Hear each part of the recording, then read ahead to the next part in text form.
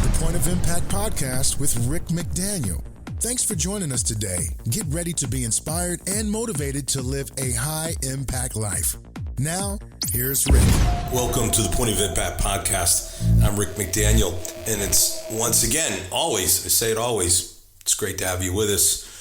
I realize that there's a lot of podcasts out there, and there's a lot of things you can do with your time. So taking half an hour to invest in your life and your personal development and growth through this podcast, I appreciate that. And thank you for being here. And I'm excited about this series we're in of episodes having to do with comebacks. And I've heard from some folks, and they're like, I've never heard this sort of stuff before. And, I was thinking a little bit about it, and as big a subject as comebacks, it's a big subject, it's enormous, really. But it's amazing. Tim Story, one of my good friends, has written on it. Willie Jolly is another one who's well-known speaker, has written on it. But there haven't been that many books. And sometimes when there are books, they tend to be something like Drew Brees wrote one time about the New Orleans and the Saints winning the Super Bowl and kind of the comeback of the city. And others will write stories which are really about their own personal comeback, their own experience, which is great, by the way. I mean, it's a great story to learn about how someone did it. What makes this unique is that these are principles that anyone can use. This isn't my story of a comeback. I don't have that story. It's more about, here's the components that we're going to talk about today, for instance. Here's the components of a comeback. These things are what have to be in anyone's life if they're going to have a comeback. And so if this stuff is really new to you or helpful to you, then by all means share it. I've been watching our rankings since we started up our new season, and they're going up, but we certainly would love them to go up even more and more and more. And it's an enormous amount of podcasts out there. So you got to differentiate yourself, and you do that with listeners who really like your content and really benefit from it. And so please, by all means, share on social media about the Point of Impact podcast, write reviews about it. Apple is our number one place people listen to the podcast. Not the only, probably about 55-60%. So there's still almost half that listen in other ways.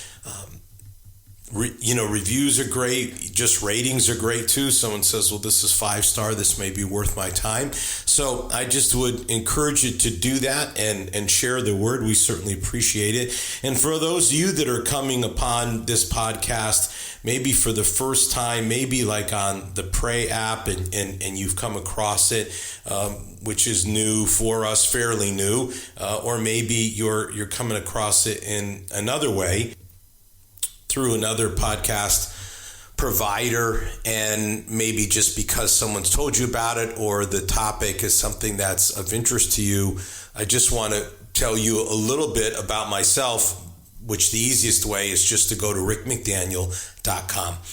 And then you find out that I'm an inspirational author, that I'm a motivational speaker, and that I do some coaching. And in the new year, maybe we'll be expanding that a little bit, and we'll talk more about that. That comes about, how you might be able to take advantage of that if that's something you might be interested in. I'm also booking for 2023 speaking engagements at churches, events, conferences, business, corporate. So if you're in any of those categories, you can go to rickmcdaniel.com, and there's a contact form there for speaking if you're interested, and you fill that out, and we'll get back with you on that as well. But that's the best place to go to just see what I've written. I've written 8 books.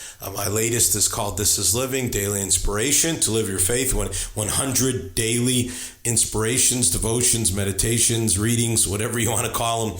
Take you about 3 minutes a day to read. So if that's something that would be of interest to you, you can get that on Amazon. Again, got lots of other books, including a book called Turn Your Setbacks into Comebacks. So you like this material, you're like, man, I'd like to dig into it further, then that's definitely the book to get.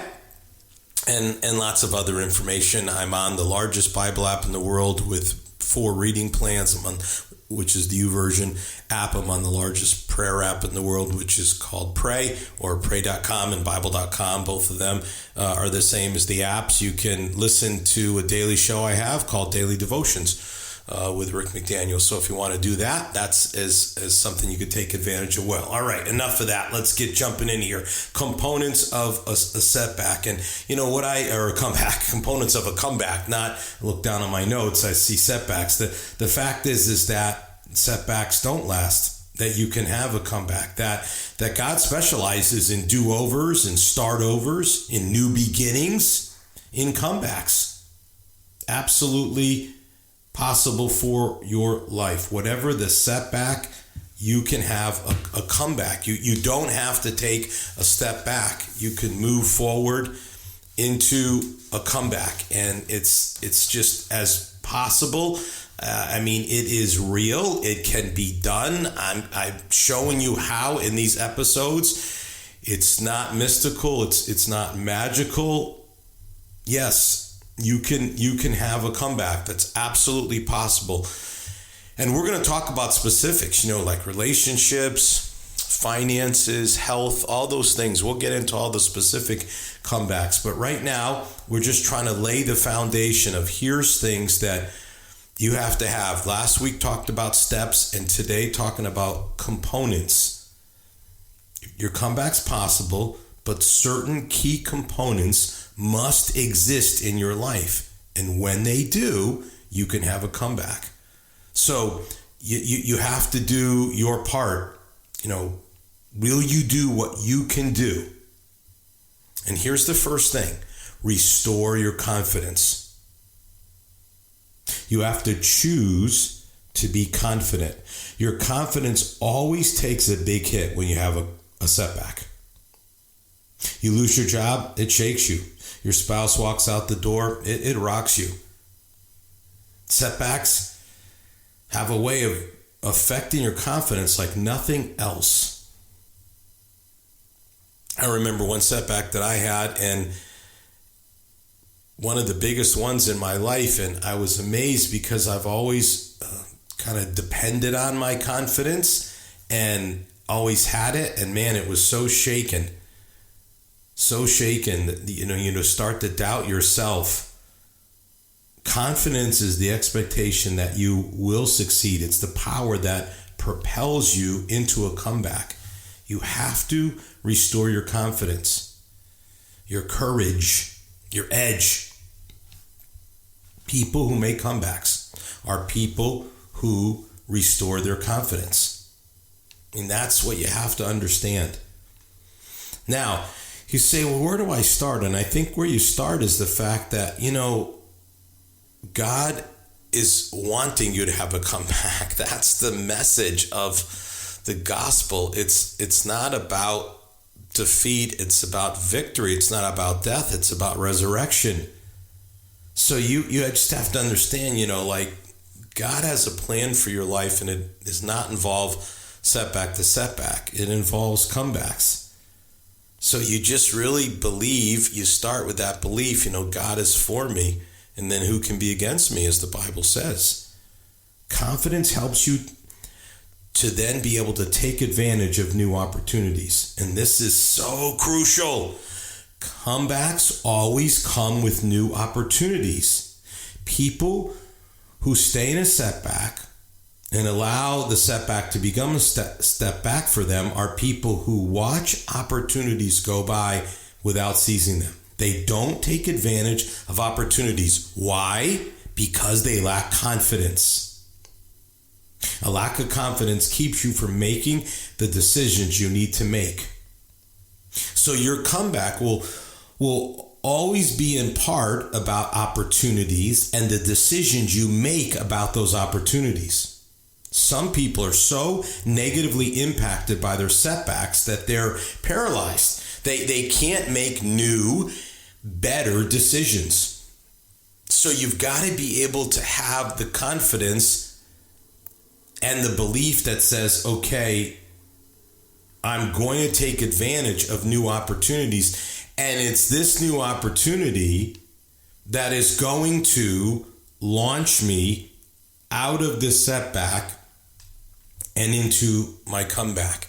Now, there's so many great stories, but I always like this one guy named David Duval. He's retired now from golfing. Does like commentating, but he was once the number one ranked golfer in the world, but he plunged all the way to number 882, from number one to 882. He needed to qualify just to play in the 2009 U.S. Open in Bethpage Black, just outside New York City. He was tied for the lead on the 70th hole. There's golf tournaments are 72 holes, when his 5-foot par putt caught the back of the lip of the cup and spun out and came out on the other side, like just this bad break that can happen sometimes in golfing, where you putt and it goes around the hole and comes out. He ended up finishing second, so he didn't win because of that putt. Now, that was still his best finish in 8 years, and the U.S. Open, for those of you who don't know, is considered the toughest test of golf in America. So, in the hardest tournament, after 8 years of not having that good of a finish, and such a difficult course in a major championship. And so I was just fascinated to see what was inside this guy's head. And he said, I stand before you today certainly happy about how I played, extremely disappointed in second. I had no question in my mind I was going to win this golf tournament today. I mean, that is how you restore your confidence to have a comeback. I mean, just think about this. From number one to number 882. 8 years, had never even finished second, let alone won a tournament, and yet was able to say, I had no question in my mind, like I was going to win, and if that putt doesn't lip out on me, I mean, that's what it looks like. There's not evidence, what's evidence about being number 882 in the world? There's no evidence there, but you still have confidence, and you just never know what can happen. And a guy can catapult all the way up to being right there on the 70th hole of the U.S. Open, tied for the lead from number 882. So the message is, everybody has setbacks. No one is immune. You can't allow setbacks to define you, to rob you of your confidence so that you don't step into new opportunities. There is a do-over and a start-over for everyone. But you have to take advantage of the opportunities. Action comes from confidence, from believing you can have a comeback. Take action, seize the opportunity with the confidence that this is the route that will bring you to a comeback. Restore your confidence. All right, here's another component. Lose the regret. You have to lose the regret. You just have to refuse to allow the past to determine your ability to have a comeback. You can't stay chained to it. You can't say things like this: if only I had done this, if only I hadn't done that, if only I could go back. The past cannot be changed. Your future certainly can be changed. The message of the gospel is a message of restoration. Comebacks are possible. God doesn't fill you with regret. That doesn't come from Him. That is not how God operates. His is one of forgiveness and restoration, of comebacks. You can receive God's forgiveness. You don't have to walk around in guilt and condemnation. You can't change the past, but you can change the negative results of your past actions. You can decide you're no longer going to have the same setbacks. Acting with the wisdom, talked about in previous episodes. Look for the lesson, learn from it. Acting with wisdom, gain from your setback. You can eliminate the negative results. You can learn the lesson, bury the experience. There it is. Don't carry around the guilt and the shame and the condemnation. You've extracted the lesson. You don't need to replay the experience.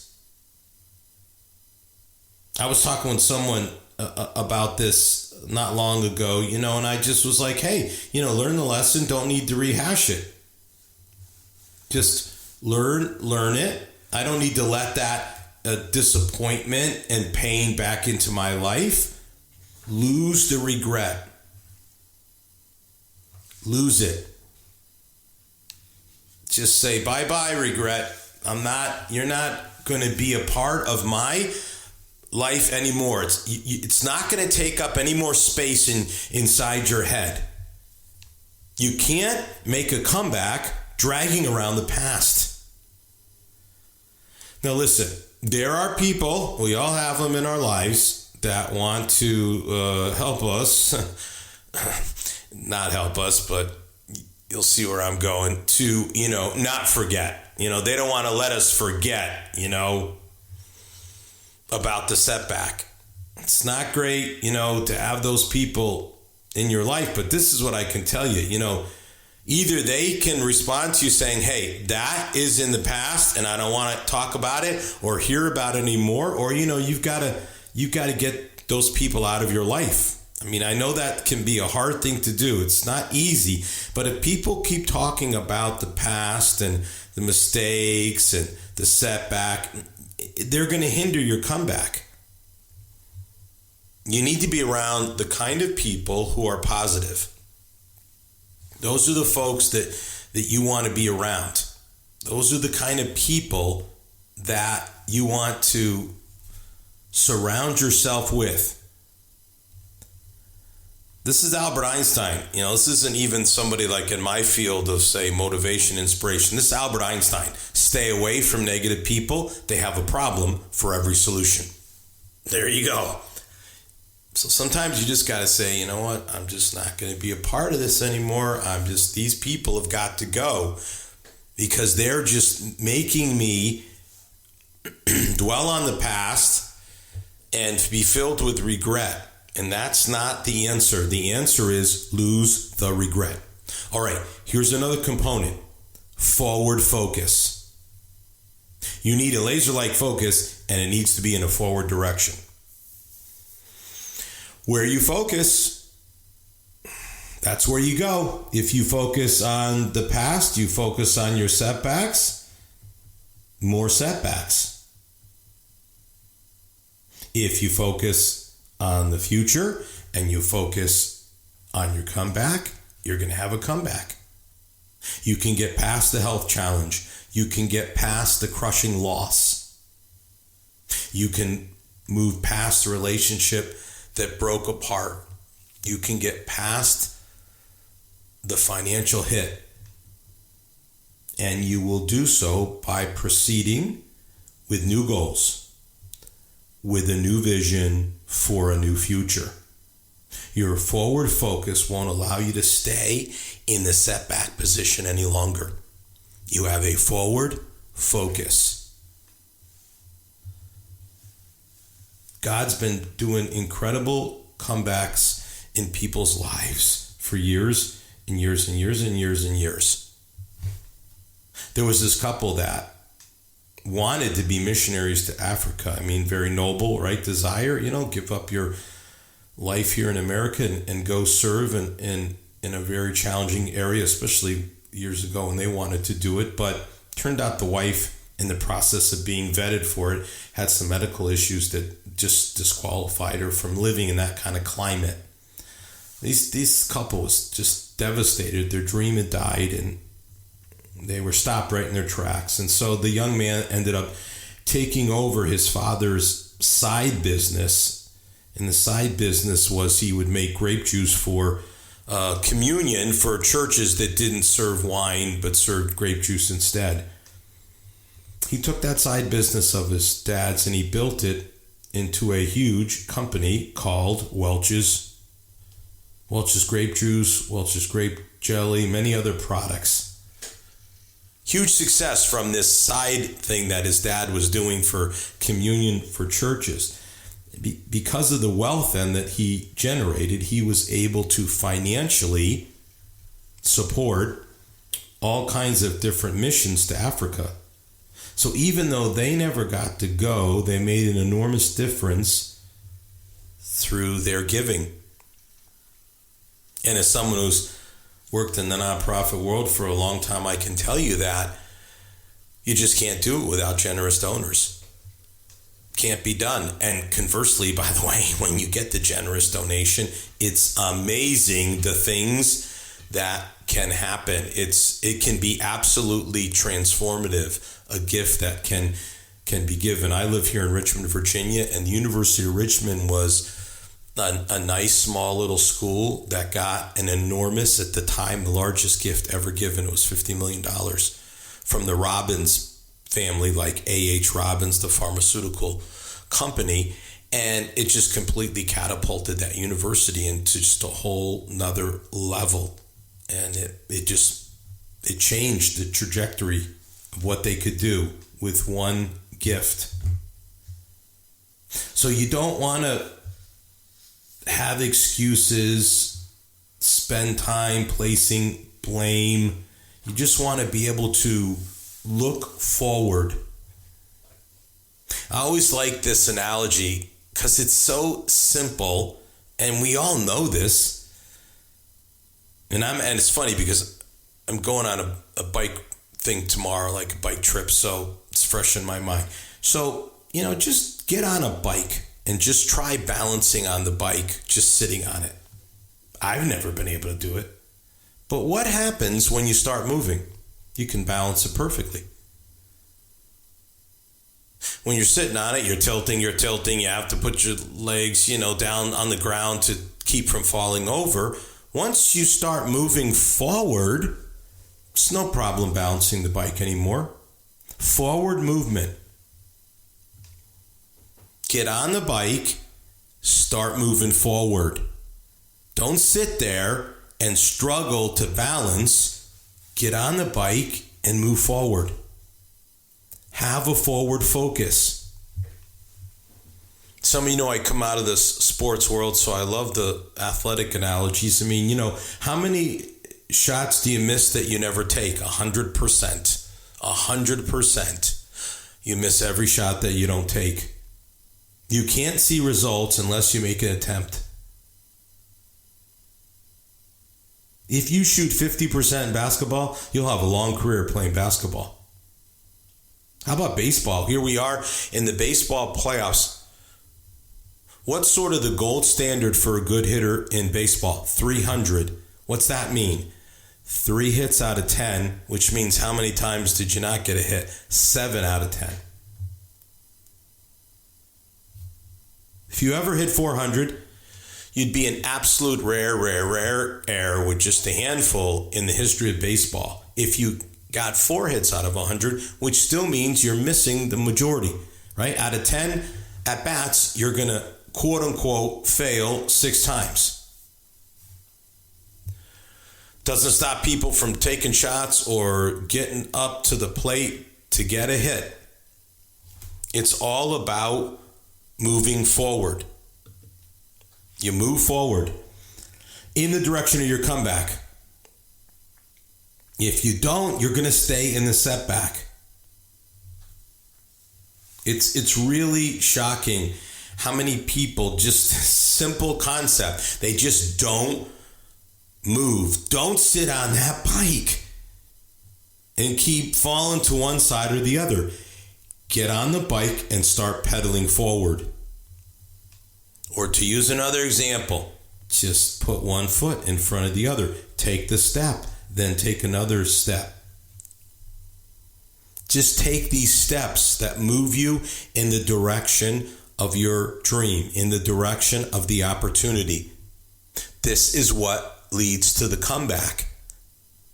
You cannot have a comeback without a forward focus and a forward direction. All right, one more. Momentum. Regain your momentum. When you have a setback, you lose momentum. And momentum is one of the best friends you can ever have. And it's absolutely crucial to a comeback. Without momentum, you look worse than you really are. With momentum, you can look better than you are. So you lose momentum, things go in the wrong direction. So a shift from a setback to a comeback is a shift in momentum. So what is momentum? Momentum is emerging energy. It's emerging energy. It's like energy that's just like emerging and expanding. It's limitless passion. It's a greater passion.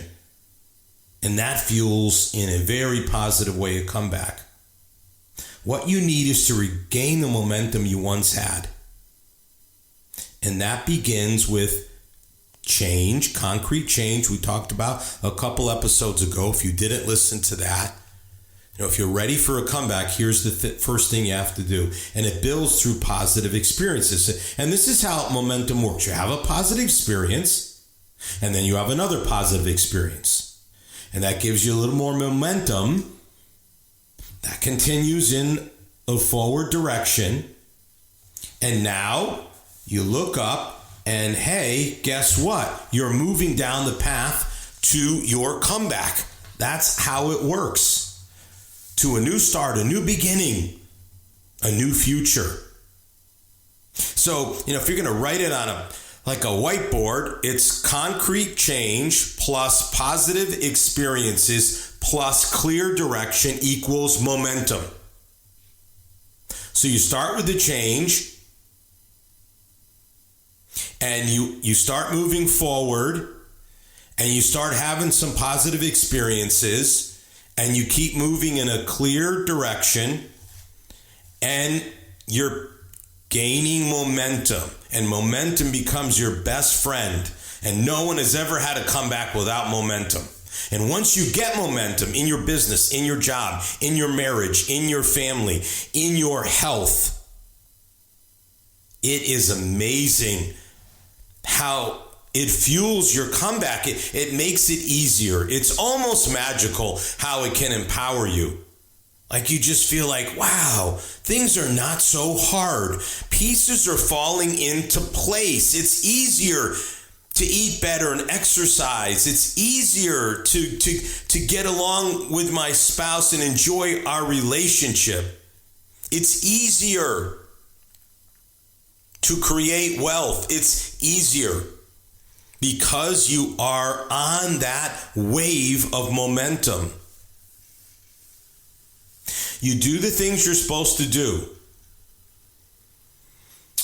And it gets easier. And momentum just fuels you right into a powerful comeback. It happens. It happens. It happens. It happens. My youngest son was a part of the greatest playoff comeback in the history of Virginia high school football. They absolutely were down. They were down 28-7 at halftime, and it wasn't long before the third quarter started, and they went down 35-7, and they came all the way back. They came all the way back and won 38-35 on a game-winning field goal. I'll never forget that night. Kind of a cold November night in Virginia. And you talk about just watching it happen in front of your eyes from 35-7 down, and just things just kept pouring on and pouring on and pouring on and pouring on. And it was just absolutely amazing to watch it happen. And it can happen in your life. It can happen. You can be propelled right into a comeback and ride that momentum. Now just think about it. If you can just look at this and say, okay, I'm losing the regret, not focusing on the past. I'm restoring my confidence. I'm going to have confidence and I'm going to have courage. You're going to focus now in a forward direction, and all of this is happening, and then the momentum is building, and guess what? The next thing you know, boom, you're on your way, friend. right into a marvelous, marvelous comeback. These components work. I'm telling you, they've worked for many, many people. They work for you. Start working on them today. You've been listening to the Point of Impact podcast with Rick McDaniel. Thanks for tuning in, and we look forward to you joining us for our next episode.